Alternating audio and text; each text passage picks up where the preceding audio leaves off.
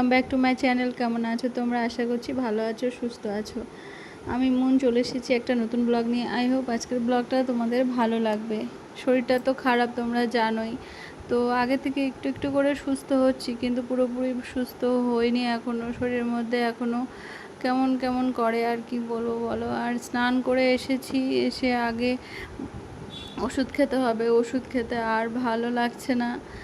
মানে কি বলবো, আর এত ওষুধ দিয়েছে, মানে আমি হজম করতেই পারছি না, আর কিছু খেতেও পারছি না। সকালে আগে খালি পেটে গ্যাসের ওষুধ খেতে হয়, তো সেটাই আর কি খাচ্ছি। আর তার আগে গরম জল 2 গ্লাস খেয়ে নিয়েছি। জল প্রচুর খেতে হচ্ছে, আর যাই খাচ্ছি সবটাই গ্যাস হচ্ছে। গ্যাসের ওষুধ খাচ্ছি, তাও গ্যাস কমছে না। জানি না আমার আর বাকি মেডিসিনগুলো হয়তো শ্যুট করছে না, তো সেই জন্য শরীরটা একদম ভালো লাগছে না, উইক লাগছে। কিছুই খেতে পাচ্ছি না। গলা ভাতটা তাও একটু একটু খাচ্ছি, আর কিচ্ছু খেতে পাচ্ছি না। আর একটু পরপরই দুর্বল লাগে, শুয়ে পড়ি, এরকম করি। তো আজকে ব্রাশ ট্রাশ করে একবারে স্নান করে এসেছি। ভাবলাম যে স্নানটা করে রাখি, যে শরীরটা ভালো লাগে। তো স্নান করে তারপরে গ্যাসের ওষুধ খেয়েছি। তারপরে যে একটু ওটস খাবো বা একটু ফল খাবো, কিছুই খেতে পাচ্ছি না। কারণ ওই যে গ্যাস গ্যাস হচ্ছে প্রচণ্ড। আগের দিন প্রচুর গ্যাস হচ্ছে, মানে যাই খাচ্ছি শুধু শুধু ঢেক বেরোচ্ছে, ঢেক হতেই থাকে কন্টিনিউ। তো সেই জন্য আজকে আর ওটস খাইনি। ভাবছি যে গ্যাসের ওষুধ খেয়ে একটু মুড়ি খাবো। মুড়ি খেলে তো আর গ্যাস হবে না, তো মুড়ি খাবো।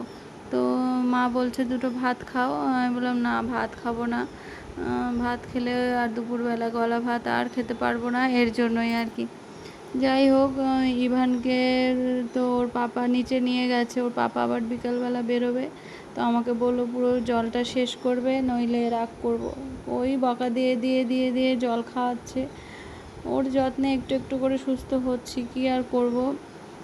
সুস্থ তো হতে হবে, কিন্তু কি করব, শরীর ভালো না থাকলে একটুও ভালো লাগে না কিছু। আর এদিকে হরলিক্সের কৌটাটা নিয়ে চেটে চেটে খেতে বসে গেছে, আর ওর পাপা রুটি আর আম খাচ্ছে। ইচ্ছে করে যে সকালবেলা একটু রুটি আম খাই, কিন্তু গ্যাস হয়ে যাবে এই জন্য আর খাই না আমি। দেখতেও ভাল লাগছে, দেখো আমগুলো কি সুন্দর, কিন্তু খেতে পারছি না, একদম কিছু খেতে পারছি না, উইক লাগছে খুব। আর এইদিকে আমাকে বলছে একটু হরলিক্স দেবে, চেটে চেটে খাবো। তো আমি বললাম সেই ছোটোবেলায় অ্যাড দিত সোহম, তো সেরকম করেই বলছে, মানে বাচ্চারা হরলিক্স চেটে চেটে খেতেই বেশি মজা পায় আর কি। যাই হোক, ওরও সেই দৃশ্যটা ও করছে, তো ভাল লাগছিল একটু, তো আমি একটু ক্লিপ করে নিলাম। আর দুপুরবেলা তো আজকে মা নেই, শাশুড়ি মা করেছে, গলা ভাত করেছিল। তো আর এই যে এদিকে হচ্ছে পটল দিয়ে আর কালো জিরা সম্বাদ দিয়ে মাছ করেছিল একটু। তো এই মাছের ঝোল ভাত খেয়েছি। খেয়ে এই যে বিকালের দিকে রেডি হয়েছি, বেরোবো। তো আজকে আমরা চলে যাব সেই ভাড়া বাড়িতে, কারণ ইভানের পাপার অনেক দিন ক্লাস বন্ধ হয়ে আছে, আর এখানে মা নেই, কে করবে আমার সমস্ত কিছু। সেই জন্য আমার যেতে হবে। আর শাশুড়ি মা আমার একা আমার সেবা যত্ন করতে পারবে না, ওনারও শরীর খারাপ, উনিও সুগারের পেশেন্ট। তো ওনার ইনসুলিন নিতে হয়, না উনি আমার করবে না আমি ওনার করব। তো সেই জন্যই আমি ওনার যাতে কষ্ট না হয়, আমি যে চলে আসছি, যে ওখানে যাই, ওখানে গেলে অন্ততপক্ষে ইভানকে ধরার একটা ঠাকুমা পাওয়া যাবে, সেই জন্যই চলে যাচ্ছি আর কি। শরীর একদম ভালো না, আরও 1 সপ্তাহ থাকলে একটু ভালো হতো, রেস্ট নিলে ভালো হতো। দেখো চোখ মুখের অবস্থা।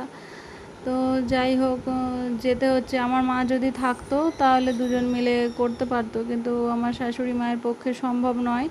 তো সেজন্যই আমি চলে আসছি। আমি চাই না আমার জন্য কারো কষ্ট হোক আর কি।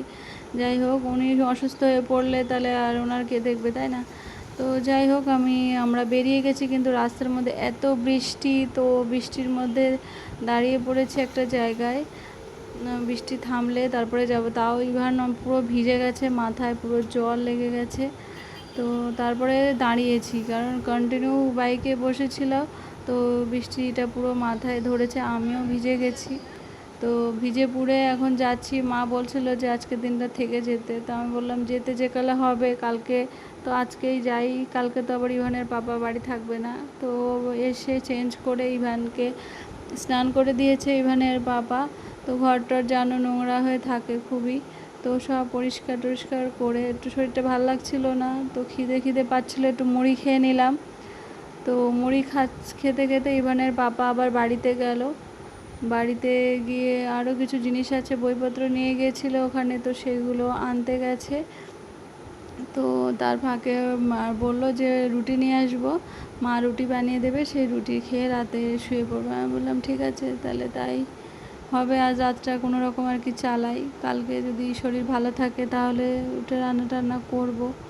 তো চেষ্টা করছি, নিজের সঙ্গে লড়াই করছি যে যদি সুস্থ অনুভব করি। তো তো যাই হোক, মুড়িটা খেয়ে একটু ভালো লাগছিলো, ফ্রেশ হয়ে অনেক দিন পরে এসছি। আর এই যে রুটি বানিয়ে নিয়ে এসছে, মা বানিয়ে দিয়েছে, ও খাবে। আর আমি একটা রুটি খেয়ে হরলিক্স দিয়ে শুয়ে পড়বো। আর 7টার মধ্যে খেয়ে নিই, 7টার মধ্যে খেয়ে ওষুধ খেয়ে শুয়ে পড়ি, নইলে আবার শরীরটা খারাপ করে।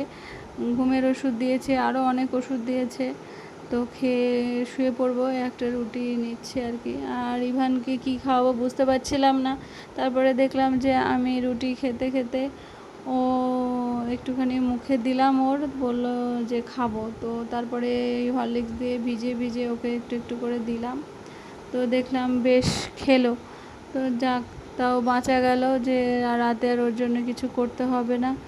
তো ও খেয়ে নিল আর কি, একটা রুটি দিয়ে হরলিক্স খেয়ে নিল, আমি একটা রুটি খেলাম। আর ইভানের পাপা এখন ক্লাস করাচ্ছে, ও বেরিয়ে রুটি আছে আর বাড়িতে একটু নিরামিষ তরকারি ছিল, এনেছিল, তো সেটা দিয়েই খেয়ে শুয়ে পড়বে আর কি। যাই হোক, আমি ঘুমোতে চলে যাচ্ছি, কারণ আমার তাড়াতাড়ি ঘুমাতে হবে, ঘুমের ওষুধ খেয়ে নিয়েছি আর কি।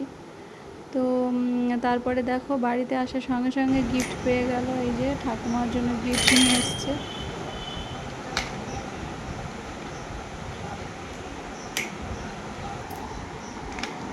কে কিনে দিয়েছে? কে কিনে দিয়েছে? ঠাম্মা। ঠাম্মা কিনে দিয়েছে?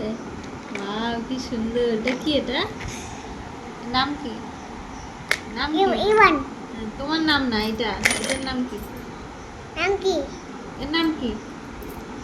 ইভান দাস। ইভান দাস। এটা এটা এটা হচ্ছে শিব। শিব শিব মানে শিব শিব মানে ভেড়া। ভেড়া ভেড়া। তোমার বাবার নাম কি? বাবা দীপঙ্কর দাস। তোমার বাবার নাম কি? দীপঙ্কর দাস। তো চলো, আজকের ব্লগটা এখানে এন্ড করছি। তোমরা ভালো থেকো, সুস্থ থেকো, টাটা, গুড নাইট।